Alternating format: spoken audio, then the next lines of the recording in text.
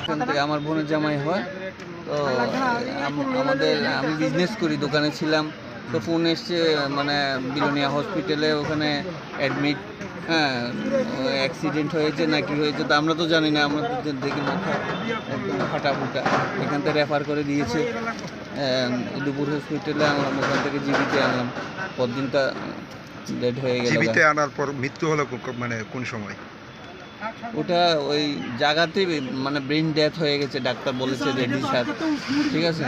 তো তখন মানে এত বড় আঘাতের ফলে কিভাবে ব্রেন ডেথ হয়ে গেল। ওনার স্ত্রীর অভিযোগ তাকে মাথার মধ্যে আঘাত করা হয়েছে, সেই বিষয়টা কিভাবে দেখছে? বিষয় হলো কি, এখন শুনেন, আপনি যদি ওই জায়গাতে থাকতেন, আপনার আত্মীয় যদি পরিজন যদি ওই জায়গা থাকতো, হ্যাঁ উনি তো দেখেননি বা আমিও দেখিনি, ঠিক আছে, একটা সন্দেহ, যার একটা সুষ্ঠু তদন্ত হয় ওটার জন্য আবেদন করেছে হয়তো বা।